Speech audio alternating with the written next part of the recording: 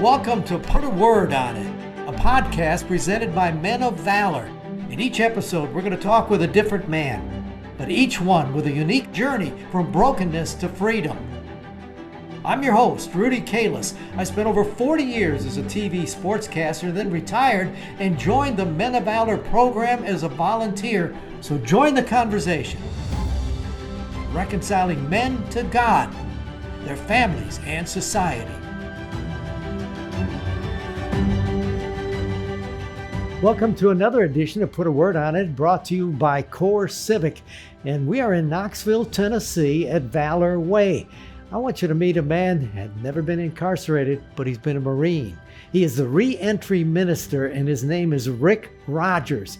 Rick has a fascinating background in his own life, full of discipline, and you can just see by him walking around, there's a reason behind a sheet of paper and a whole lot of finger smearing to see if you've got dust. Rick, I love it. I love the sheet. Room inspection checklist, and I see all of these things. Is this the old Marine in you, or how'd you come up with this idea? Well, they asked me to do a Marine Corps style inspection when we first opened up. I thought, oh, great. The men are going to love me for that. And so I started going through, and every Friday when we have the inspection, I'd run my hand across this dusty. So I'd write down, TV cabinet or table or desk. And so eventually I just thought, instead of writing that down each week, why don't I just make a list so I can just check it off?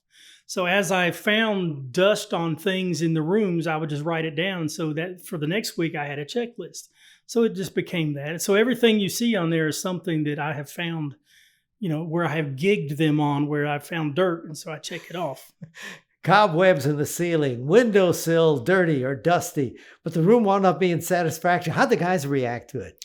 Well, surprisingly, especially over time, they're responding very well. Some of the guys are trying to beat me at it. They're trying to get their room so clean that I can't find any dirt. And I got to be honest with you, some of them are coming pretty close. Wow. Rules are important for these guys, isn't it? It is. Aren't they? It is. And what we tell them, we're trying to be good stewards of what God's given to us. And so the men buy into that. They actually believe that. And so they understand why we do this. They kind of make a game out of it. I'm surprised at what their reaction has been. It's been mostly positive. We're going on over a year now that we're doing this. And so when I first started out, it was nothing for me to have like 20 check marks or 20 gigs on a sheet of an inspection sheet. There were two rooms that tied for first place last Friday. They each had half of a gig, 2 half gigs for a total of 1 gig. And so if I'm inspecting something and I'm being very critical and I find just a very minuscule speck of dust, that's a half a gig. And so they're going that hard. They're cleaning that well. And so the 2 rooms that tied for first place each had 2 half gigs for a total of 1 gig. And so those were the first place rooms. They tied for first. And so the men are really buying into it. And it is being a good steward of what God's placed under our care. And they're really buying into it. And so I'm proud that they're doing it.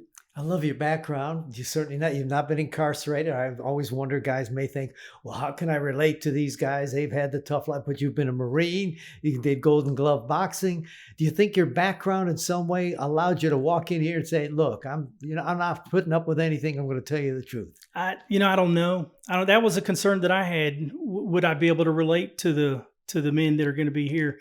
When I interviewed with AC and Brian, I shared that concern with him. I asked him, I said, do you think that's going to matter? And they said, well, they said it might, but chances are if they see your heart, probably not. So I want to think that they respond okay to me. They realize that I care for them and I've got their best interest at heart. I think that's what really matters in the end. They don't mind so much that I've not been in. There's one other staff member that's like me. They call us the squeaky clean guys. And so it doesn't really matter to them that we're squeaky clean. What really matters is that we care and we want what's good for them. And so we're behind them. We're rooting for them to succeed. And so I think that matters as much as anything. I know you're a pastor as well, but it seems to me, I found in my time in prison, consistency. Mm-hmm. Be consistent. I've always used the line, you can't con a con. right? Well, and that's something I found early on, and Brian and AC told me this. You can't con these guys. You're not going to be able to trick these guys. These guys are tricksters. You know, the old saying, you can't outfox a fox, and you truly can. And so I just try to be myself, be genuine with them. The other guy that's squeaky clean, he does the same thing. He's got the same approach. And so I think they respond well to that. You're on full staff here. So you're Yes. around them all the time. In essence, you're their chaplain. Do guys come to you talking about their problems because they're just out, they're trying to adjust? They do. And it's really no different than when you're a minister on staff at a church. You know, people will come in to talk to you, same kind of thing. And so I feel very much that I'm in a ministry here, just like I was a minister at a church for 25 years. And so when they have needs, when they feel like they need to talk to somebody, they feel safe that they can come and talk to me. And so I treat it just the same as I did when I was a church staff member. For me, I spent all those years in broadcasting, and I think it prepared me for my prison work. Mm-hmm. All your years in ministry, even your background, Marines, and your life, everything. This might be where God fully intended for you to be. Well, it's an interesting story how I came here. Yeah, I'd been on staff 2 months shy of 21 years at the same church. And I just felt God was telling me, I'm done with you here, and I've got something else. And so after much prayer and much thought, we turned in a notice. And, you know, my daughters were born in that church. They were raised in that church. A very scary time for us to leave after having been at the same church for so long.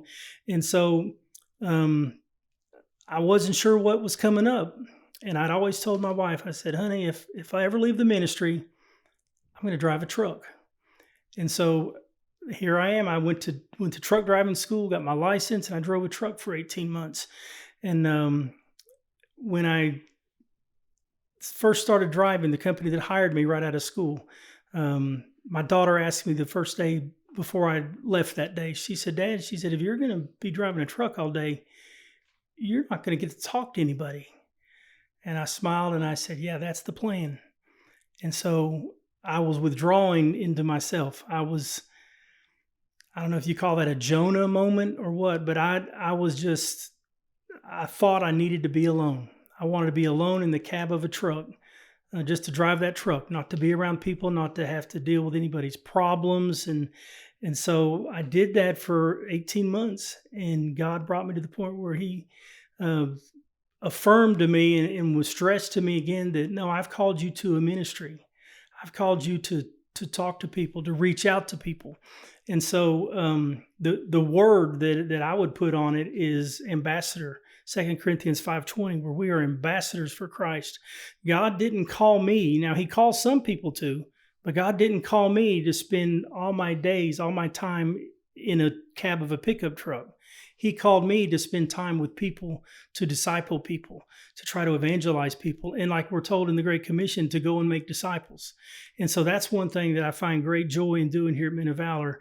When I read Carl's book, Behind the Walls, I got to the part about discipleship, and I thought, wow, this is it. This is what I need to be doing.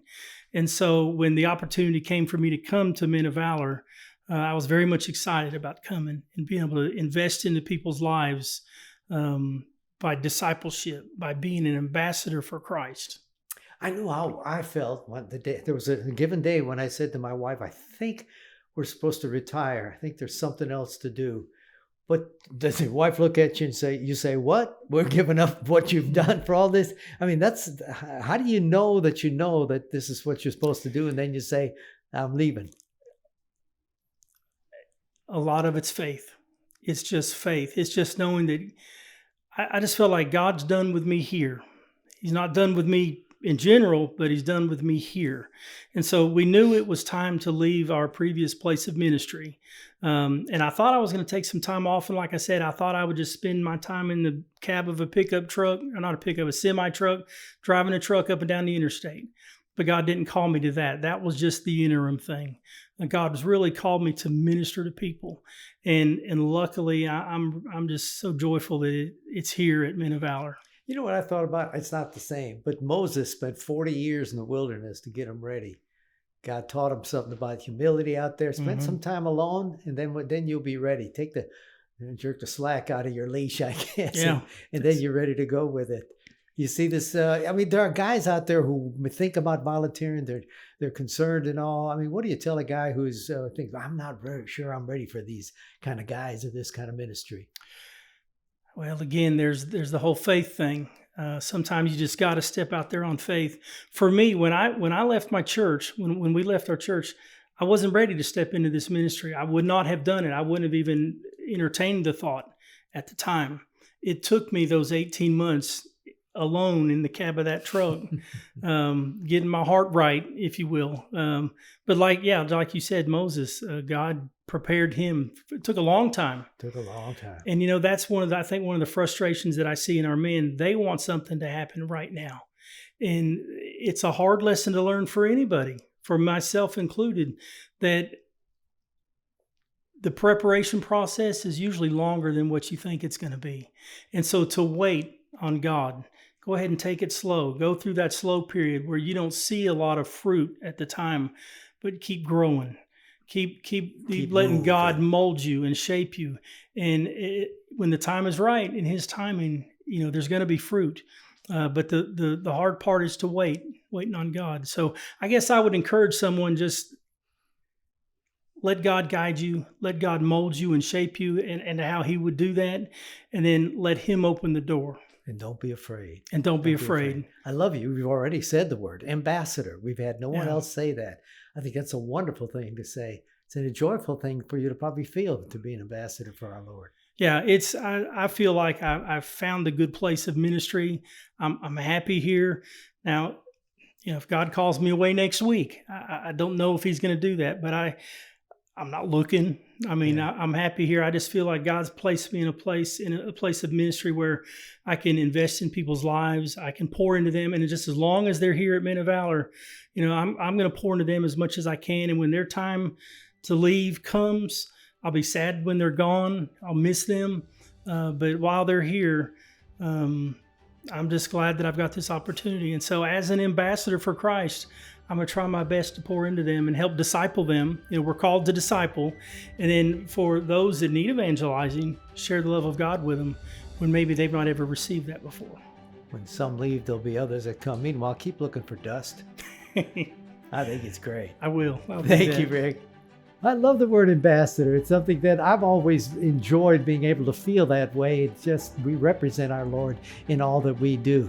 And Rick does that. He has the respect of these men, the way he cares himself, the way he understands them. Beautiful ministry for him. I think he'll be here for a while, but God will call him. He'll let him know. Thanks for joining us. Join us again next time as we put a word on it.